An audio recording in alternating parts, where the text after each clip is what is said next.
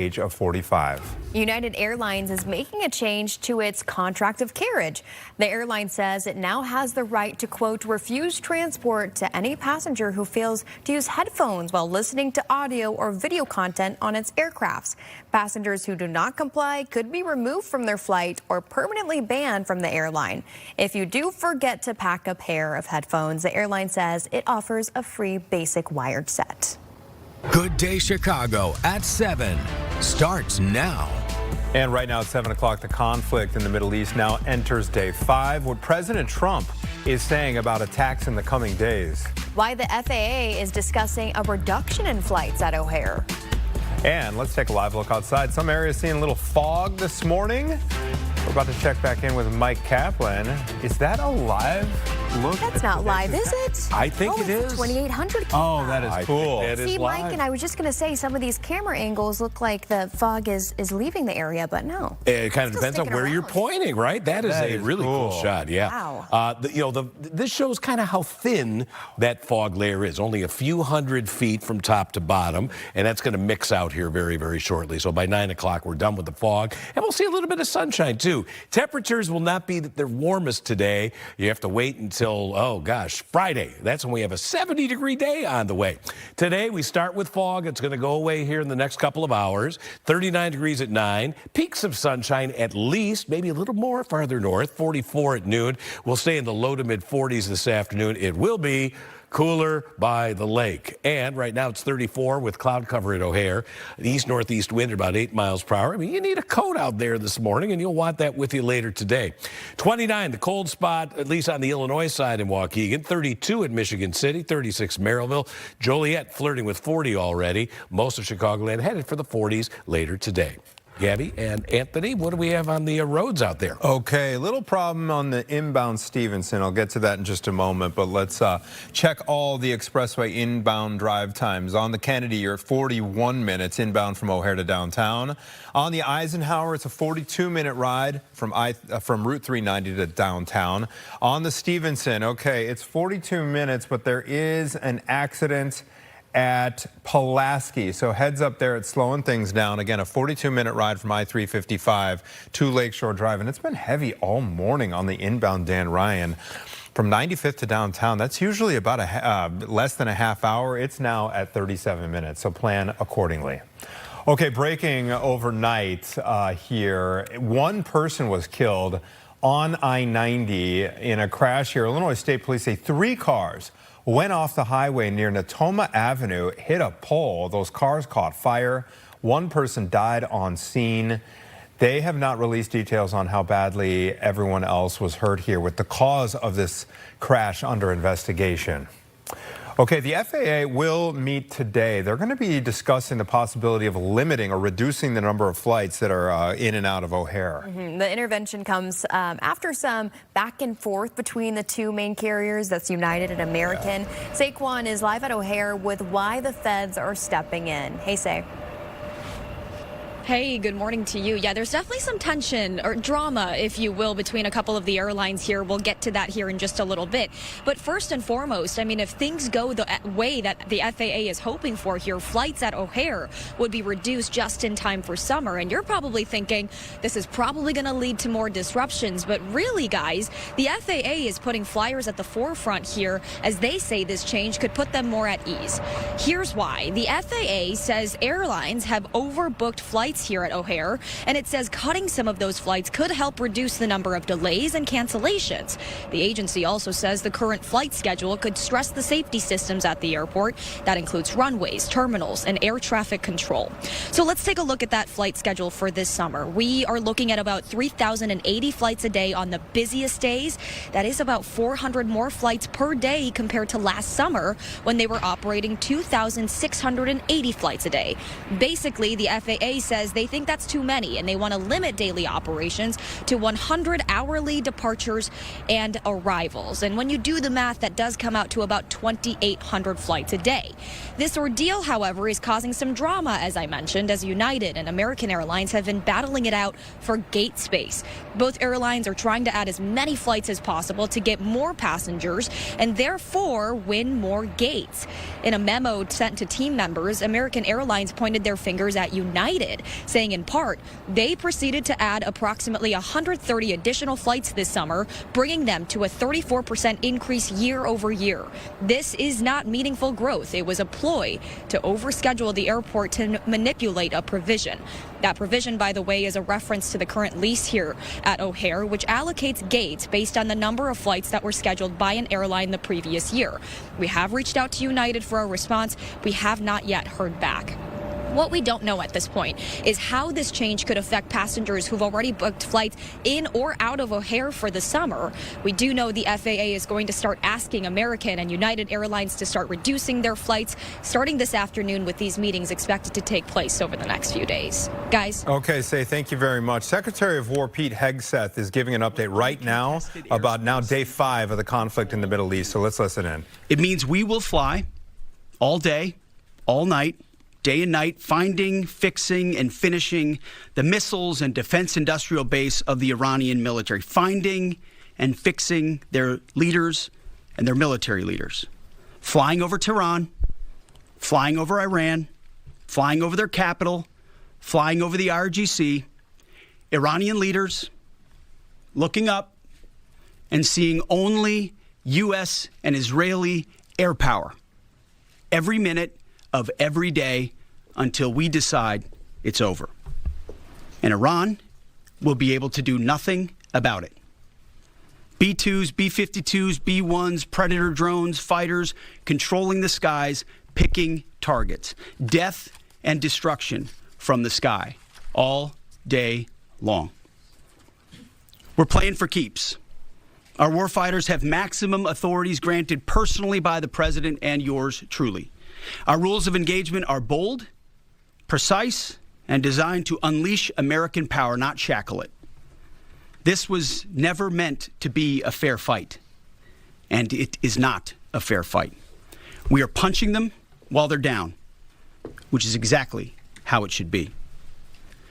Thus far, Operation Epic Fury has delivered twice the air power of shock and awe of Iraq in 2003, minus Paul Bremer and the nation building. The campaign has 7 times the intensity of Israel's previous operations against Iran during the 12-day war. 7 times. And as President Trump said, more and larger waves are coming. We are just getting started. We are accelerating, not decelerating. Iran's capabilities are evaporating by the hour, while American strength grows fiercer, smarter, and utterly dominant. More bombers and more fighters are arriving just today. And now, with complete control of the skies, we will be using 500-pound, 1,000-pound, and 2,000-pound GPS and laser-guided precision gravity bombs, of which we have a nearly unlimited stockpile. We used more exquisite standoff munitions at the start, but no longer need to. Our stockpiles of those, as well as Patriots, remains extremely strong. The enemy can no longer shoot the volume of missiles they once did, not even close. And the chairman will lay out some of those percentages.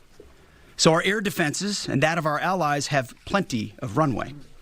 We can sustain this fight easily for as long as we need to. And as I said yesterday, we set the terms. Now, you may not see much of it because the IRGC shut off the internet to the entirety of the country. They blind their people on purpose, just like they kill their own on purpose. Much was made of the volume of missiles Iran was able to shoot in the first few days. And sadly, as we projected, a few got through and killed 6 of our best, who will hopefully arrive home soon. We will avenge them, no doubt. But I liken Iran's predicament to a football team who scripted the first 20 plays of a game. The team knew what plays to run because their first few drives were scripted. But now that the game has started and the blitz is on, they don't know what plays to call, let alone how to get in the huddle and call those plays. Iran's senior leaders are dead. The so-called governing council that might have selected a successor, dead, missing, or cowering in bunkers, too terrified to even occupy the same room. Senior generals, mid-level officers, enlisted ranks, they can't talk or communicate, let alone mount a coordinated and sustained offensive. That's not great for morale. The Iranian Air Force is no more, built for 1996, destroyed in 2026. The Iranian And again, Navy we're rests listening at the into bottom Secretary of of the War Persian Pete Gulf. Hegseth giving an update on the ongoing conflict in the Middle East. And you can catch the rest of this press conference streaming right now on our website, fox32chicago.com. Back here locally, it was a very tense few hours for a number of dog owners as a van carrying multiple dogs was suddenly stolen in Chicago. We'll tell you the aftermath there.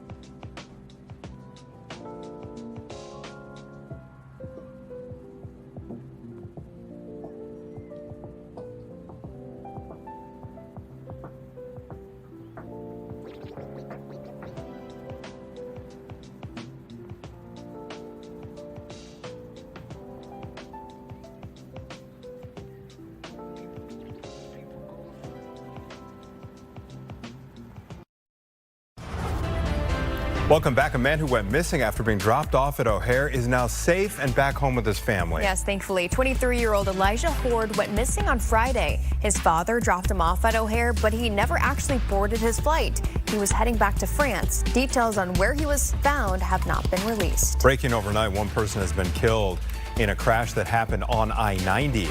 Illinois State Police say 3 cars went off the highway right near Natoma Avenue and hit a pole. The cars caught fire. Police say one person died on the scene, but haven't said how badly anyone else was hurt. The cause of that is under investigation. Today, the FAA will hold a meeting to discuss potentially cutting flights at O'Hare. The FAA says major airlines have overscheduled flights at O'Hare, so reducing the number of flights could actually help reduce delays and cancellations.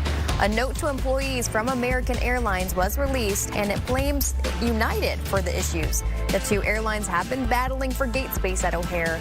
These meetings will last multiple days. It was a tense hearing on Capitol Hill as Democrats and Republicans grilled Secretary of Homeland Security Kristi Noem over recent ICE controversies. Noem declined to retract or apologize for comments that she made right after the deaths of Alex Preddy and Renee Good, saying, among other things, that they were engaged in domestic terrorism. Republicans John Kennedy of Louisiana and Tom Tillis of North Carolina crossed party lines to criticize her, with Tillis calling Noem's tenure a disaster. What we've seen is a disaster. Under your leadership, Ms. Noem, a disaster. What we've seen is innocent people getting detained that turn out are American citizens. I could talk about the culture that's been created here. Noem was also grilled about the shooting of Chicagoan Marimar Martinez by an ICE agent. The agents said that she was the one who tried to ram into their cars. Video said otherwise. Charges against her were dropped. Martinez was even called a domestic terrorist. Wouldn't you agree that shooting Miramar Martinez on her way to donate clothing at her church, a United States citizen from Chicago, is wrong? Sir, I don't know the situation or the case. I'll look into it to ensure that all the procedures were followed properly. Two protesters also had to be removed out of yesterday's hearing. Cook County prosecutors have declined to throw out murder charges against a Chicago woman accused of killing her boyfriend in 2022. Attorneys for 36-year-old Keisha Golden argued she acted in self-defense when she stabbed her then-boyfriend Calvin Sidney following an argument. Golden was 8 months pregnant at the time. Her attorneys say Sidney attacked Golden following their baby shower. The Cook County State's Attorney's Office offered Golden a plea deal to a lesser charge of second-degree murder. It comes with 2 years probation and a felony conviction that will remain on her record. Women are 6 times more likely to be killed by an intimate partner than men. Yet, homicide committed by men is 10% more likely to be ruled justifiable. We are very disappointed today that the state's attorney has not agreed to dismiss the charges on Keisha's case. We are asking that a woman whose only crime was to fight for her life and the life of her unborn child be dismissed. Golden's attorneys say they will continue to fight. There is another hearing scheduled in the case in early April. Governor Pritzker is facing new questions after former President Bill Clinton mentioned him during his deposition with House lawmakers last week as part of the Epstein investigation. He said he flew on Epstein's private jet to attend charity functions and that sometimes supporters and donors went along with him. It was on one of these trips, I think, that I had my first trip for the man who's now the governor of Illinois, J.B. Pritzker, and his wife. They helped me get started. Clinton's former deputy chief of staff later clarified that the former president was citing Pritzker as an example of someone who traveled to see the foundation's work, not as someone who flew on Epstein's plane. J.B. Pritzker also responded here. See, no. Let me be clear. First of all, President Clinton clearly was mistaken, and he corrected the mistake, to his credit. And no, I had never met Jeffrey Epstein. I was never on Jeffrey Epstein's plane. I was never on any plane with Jeffrey Epstein or with Ghislaine Maxwell. Never met her. But you know who did? You know who palled around with both of them? Donald Trump did.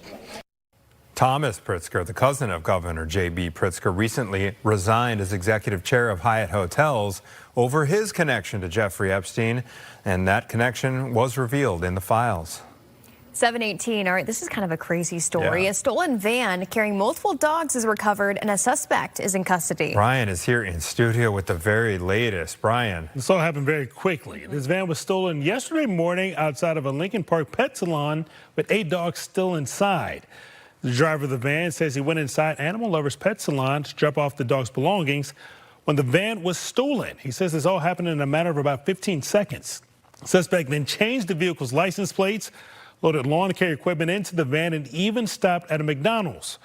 Police eventually found the van and the dogs were reunited with their owners.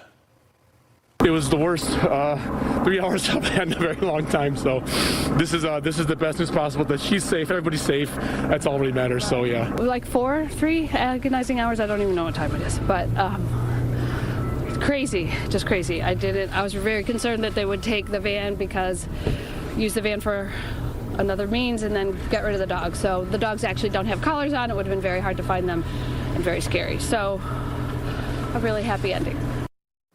Well, police say the van was found thanks in part to tips generated through social media.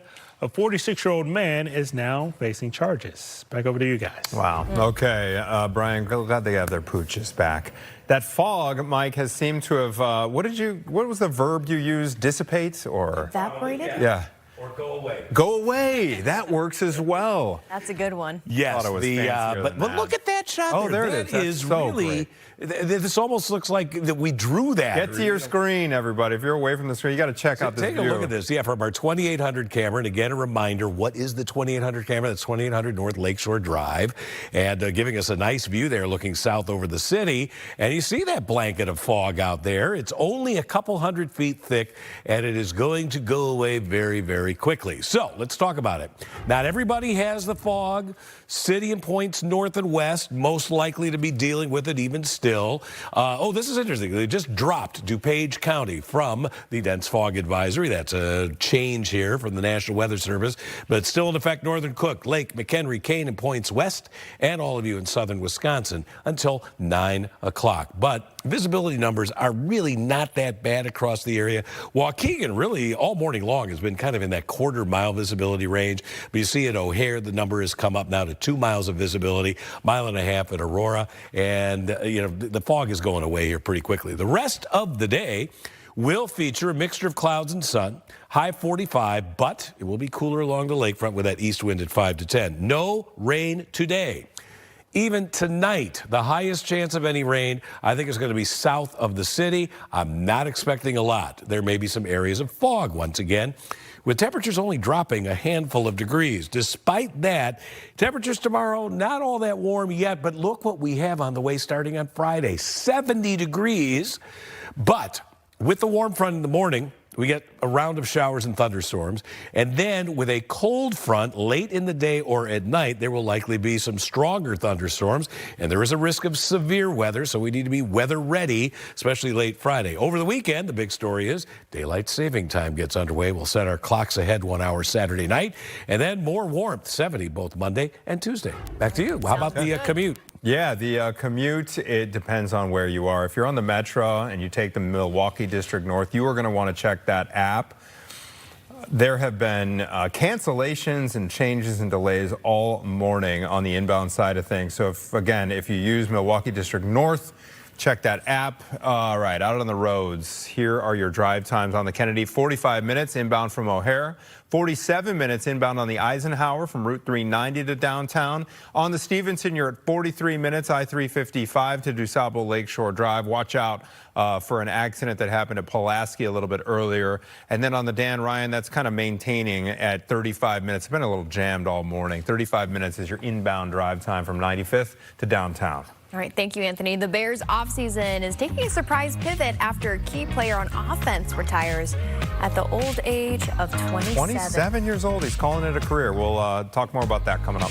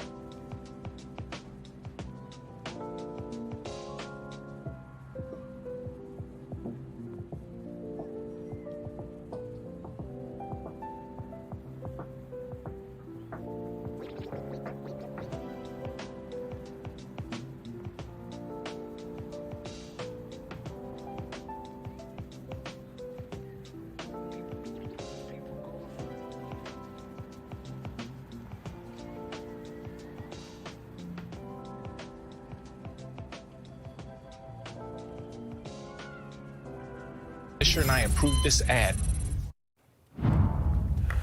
Governor Pritzker is expressing optimism about keeping the Bears here in Illinois, specifically Arlington Heights. The mega projects bill was approved by a House committee last week, but lawmakers then left Springfield. They are not going to return till March 18th, but Pritzker says there will be progress once they get back. Meantime, in Indiana, lawmakers have been working very quickly to try to lure the Bears across the state line, and that bill to create a Northwest Indiana Stadium Authority was signed into law by Governor Mike Braun. And here was a surprising turn of events for the Bears. A key piece of their offense is calling it a career. Reports say that center Drew Dahlman has informed the team of his decision to retire. 27 years old, and he had just signed a 3-year, $42 million contract with the Bears last season, making the Pro Bowl in his lone season with the team. In total, he played 5 seasons in the NFL. He spent the first 4 with the Atlanta Falcons. The iconic Chicago Pride Parade is back this summer, and this year's theme is Free to be Proud. Organizers say it reflects how far the community has come and the work that remains. The 55th annual parade steps off Sunday, June 28th in the North Halstead neighborhood. Also a fun event, Lollapalooza is announcing the official dates for this year's music festival. It's coming back to Grant Park July 30th through August 2nd. People, keep it in mind, the lineup has not been announced yet. It usually drops later on this month. Anthony, anyone you want to see? Let me give it a little thought. Okay. I'm already excited. All right, 7:27. We will be right back after this short break.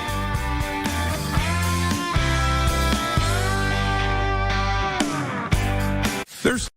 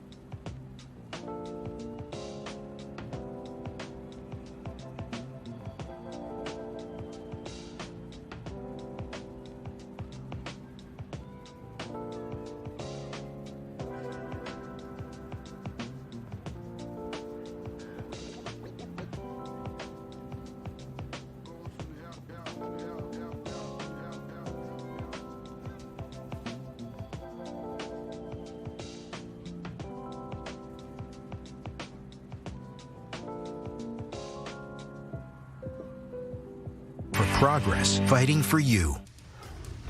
All right, time now 7:30. We appreciate you joining us here on Good Day Chicago. We have new details in a breaking situation. This was a wreck that happened on I-90. We now understand it has turned fatal. Plus, it could reshape the music industry really as we know it. A consumer advocacy expert joins us to break down the Live Nation trial and what's at stake. But first, a tale of 8 tales, really, after a group of dogs were kidnapped right outside of a local pet salon.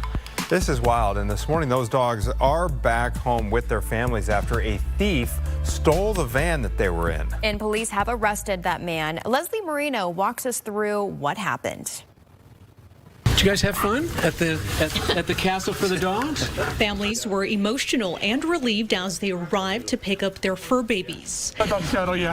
I was going to pick her up today, and then we heard what happened, and I've just been This morning, 8 dogs in a van being transported by Marquis Castle of the Dogs was stolen outside Animal Lovers Pet Salon in Lincoln Park. I just went inside with the dog's belongings, turned around to come out and get the dogs to take into the salon, and the van was gone. The owner of the transport service says a thief stole the van, changed the plates right away, loaded up some lawn care equipment, and even stopped at McDonald's. It was about 15 seconds from the moment I left the side door to the moment that the guy drove off in my van. Nicholas and his wife rushed to the scene to be reunited with their dog Shadow.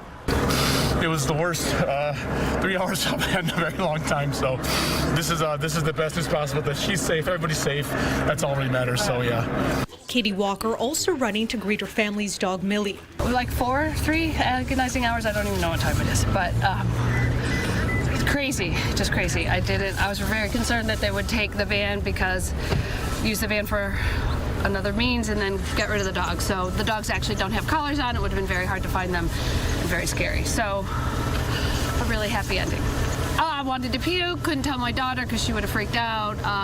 Just angst, not knowing. It's horrible. It was thanks to social media and several tips that the van was tracked and located around noon in the 1200 block of West Oakdale. It's okay. It's okay. Everybody was pretty relaxed considering the adventure that they've had today. All I can do is say I'm sorry, and I am.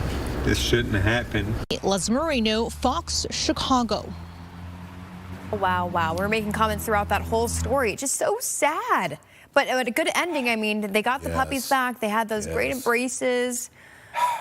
That's just, I sympathize with those dog owners for that period of time that they did not know where their animals were, what their welfare was going to be.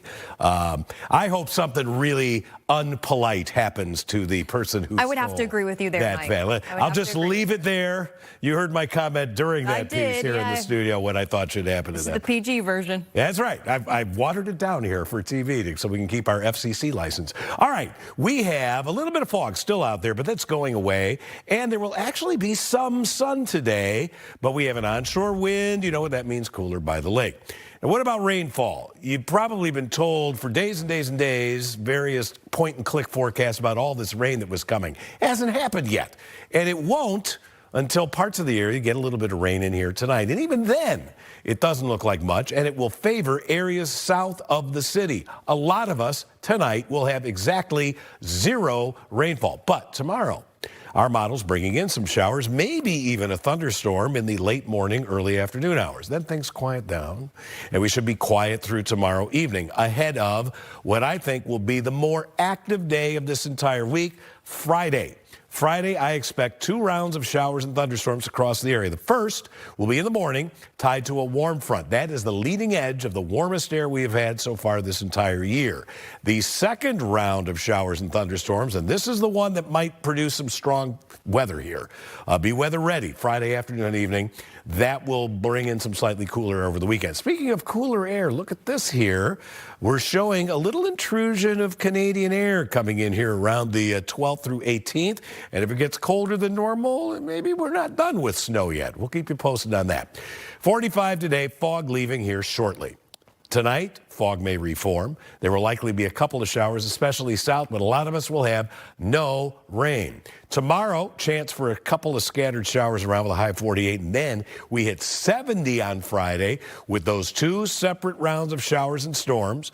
Over the weekend, we'll be dry with highs of 60 with falling temperatures on Saturday. You set your clocks ahead for daylight saving time Saturday night. Sunday's high 60, and then it's back to 70 Monday and Tuesday with a chance for a few more showers here Tuesday. I've got 3 lovely photos to share with you. This is from my friend Jan Eigenfeld in Roselle, and we wish you a happy belated birthday, Jan. Now, before you guys say you shouldn't take pictures on railroad tracks, she was actually on a pedestrian crossing of that railroad track there, so this is perfectly legal for her to be there. No trains were coming, and she snapped that sunrise through the fog. Good picture there, Jan.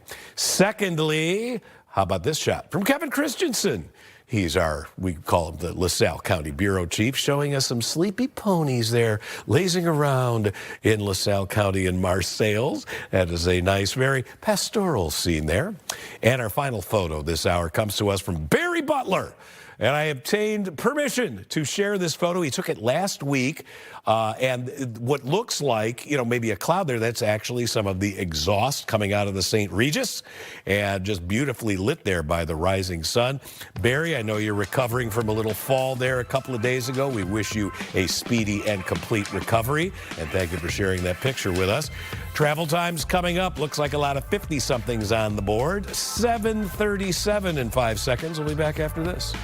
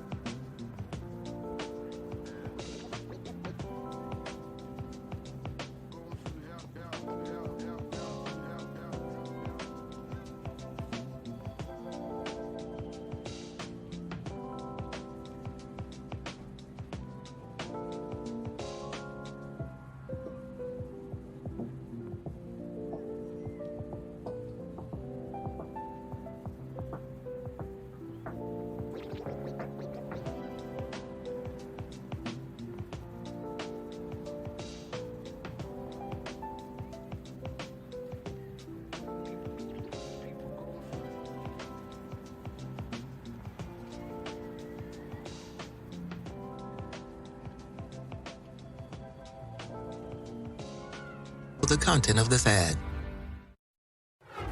Welcome back. Today marks the start of a really big antitrust showdown. It is the U.S. government versus Live Nation and Ticketmaster. Okay, the government says that Live Nation is illegally dominating the concert business. So this trial here is a result of a lawsuit. It was actually filed by the Biden administration back in 2024, but it's taken up by the current DOJ. Goes back even further. If you were one of the millions of fans who tried to get tickets to Taylor Swift's Eras Tour, for example, back in 2022, You will know what we are talking about here. We're talking about hours-long queues, astronomically high pricing, and a platform that could not keep up with demand. And Illinois is one of dozens of states included in this lawsuit. So what is at stake here? We are joined by John Brault. He is with the National Consumers League to break down some of the basics here. John, good morning. Let me start off by asking you this. Why is the DOJ set on trying to split Ticketmaster away from its parent company, Live Nation? What would this accomplish here? Well, Anthony, what this trial is about is one thing. It's about power. It's about who has the power to decide what events happen in your hometown and how much those people who organize those events can charge for it. And what we know from the past over 10 years now since Live Nation and Ticketmaster merged is that this one giant live event monopoly has wreaked havoc on the live event industry. They've driven out competition, they've increased prices for consumers, and they've made it harder for you and I to get in to see the acts that we want to see perform. And so what the DOJ is doing is responding to those long-standing concerns that consumers and independent promoters and independent venues and competitors in the live event ticketing marketplace have been voicing for years. They're saying enough is enough, and it's time to break up this Ticketmaster monopoly. Okay, so we know Live Nation, they promote shows, they operate the venues, and then Ticketmaster provides the tickets. Will you kind of run us through why that collaboration and them being under the same company is such a competitive advantage? So what that monopoly allows them to do is really offer a soup to nuts in live events. So in addition to venue ownership and operation and ticketing that you mentioned, they're also one of the largest event promoters. They're also one of the biggest artist managers. They run one of the biggest ticket resale platforms.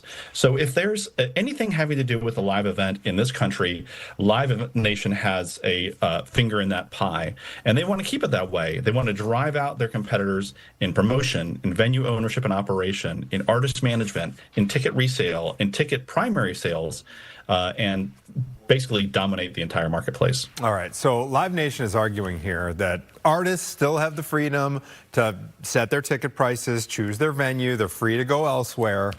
How do you respond to that argument? Well, that's a very convenient argument that they love to make. What they leave out of that is that the artists are very often Live Nation themselves. Live Nation is one of the biggest artist management companies in the country. And so those artists are working for Live Nation. And that puts a lot of pressure on artists who don't play ball with the company. If they want to play a venue in a city like Chicago, chances are they're going to have to play a Live Nation venue.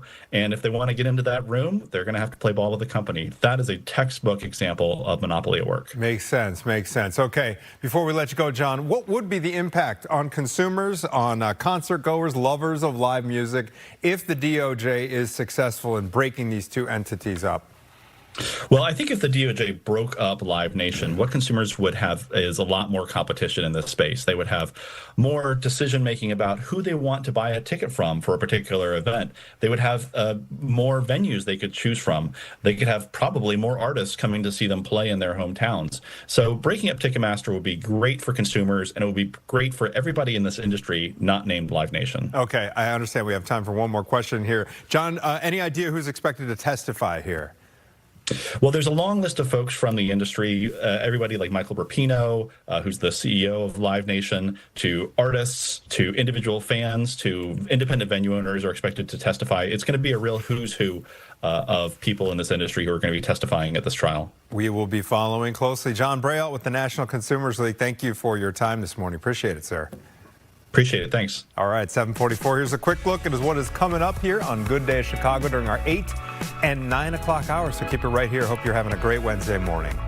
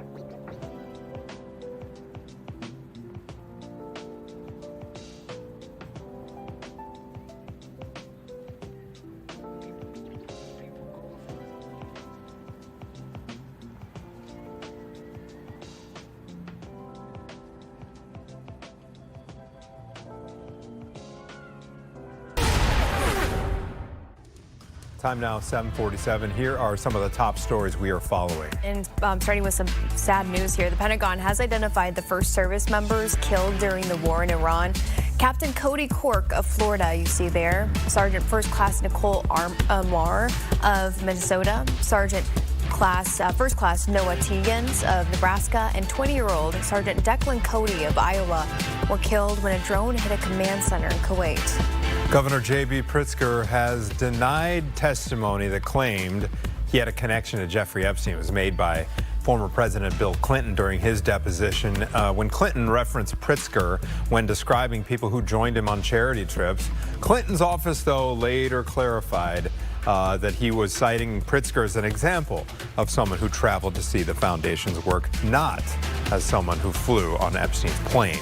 Today, the FAA will discuss potential flight cuts at O'Hare. The FAA says major airlines have overscheduled flights at the airport and that reducing flights could actually help reduce delays and cancellations. 3 meetings are expected to go on for several days. A man who disappeared from O'Hare is safe back home with his family. Huge relief here for the family of 23-year-old Elijah Horde, who had been missing since Friday. Elijah's family says he suffers from schizophrenia, and details on where he was found have not yet been released. One person has been killed in a crash on I-90. Illinois State Police say 3 cars went off the highway near Natoma Avenue and hit a pole. The cars then caught on fire. Police say 1 person died on the scene, but haven't said how badly anyone else was hurt. The cause is under investigation. Cook County prosecutors say that they will not be throwing out murder charges against that woman right there. She's from Chicago. She's accused of killing her boyfriend. Keisha Golden's lawyers, though, claim that Keisha acted in self-defense when she stabbed Calvin Sidney back in 2022. They claim that he attacked Golden after their baby shower, and she was acting in self-defense. She was 8 months pregnant at the time. The Cook County State's Attorney's Office is instead offering her a plea deal to a lesser charge of second-degree murder, and that plea deal would come with a sentence of 2 years probation and a felony conviction that would remain on her permanent record. They're going to be fighting that, actually. 10 minutes till 8 o'clock. Let's take a quick look at our drive times as we head to break. We'll be right back.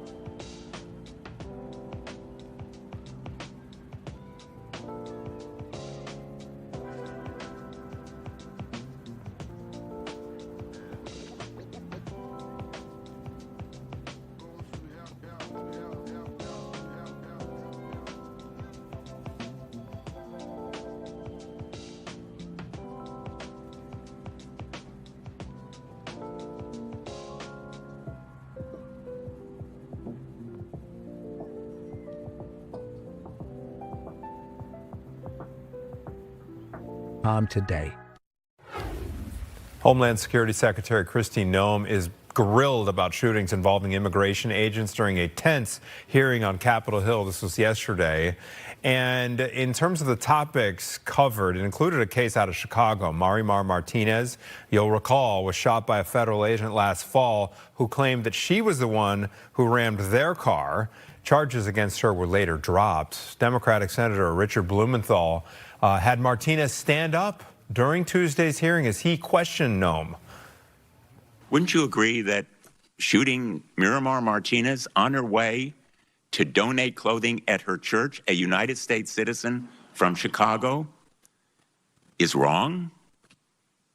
Sir, I don't know the situation or the case. I'll look into it to ensure that all the procedures are followed properly. Blumenthal went on to ask Noem whether the officer who shot Martinez was still employed. Noem said she could not answer because she was not familiar with it. There's a renewed push for answers 18 years after the unsolved Elaine Bryant murders in Tinley Park. The parents of Connie Woolfolk spoke yesterday outside the FBI Chicago headquarters in hopes of bringing more attention to the case. She and 4 other women were killed in 2008 when a man posing as a delivery driver forced a woman into a back room and shot them. Woolfolk's mother says technology should help authorities solve the cold case. With all the new technology, social media, that this case don't have to be dormant any longer. There's a reward out, and we're also looking for the help of social media. Somebody knows somebody that knows somebody. $100,000 worth of rewards are being offered for information leading to an arrest in this case. Former Presidents Barack Obama, Joe Biden, and Bill Clinton will attend a Friday service in Chicago honoring Reverend Jesse Jackson, who died last month. The Jackson family also reportedly invited President Trump and former President George W. Bush to House of Hope, but it's not clear whether they'll be there. Singer Jennifer Hudson is expected to perform, and Mayor Brandon Johnson and Governor J.B. Pritzker are scheduled to speak. An Aurora's council committee will soon vote to approve regulations for data centers being built in the west suburbs. The city has 4 operating data centers. They're getting 5 more by 2027. Neighbors say they can feel the vibrations of power generators and hear noises, all while wondering what the impact is on the environment. Utility costs are also up because they are a drain on resources. It's great that some data centers are becoming really energy efficient or are doing water conservation measures, but they're also not operating transparently. So it's hard for the general public to understand that they might be doing those things. And we think that our requirements are going to show that if a data center does come here, that they can do those things. They can be energy efficient, they can use water responsibly, and they can show it by showing us their operational use every year.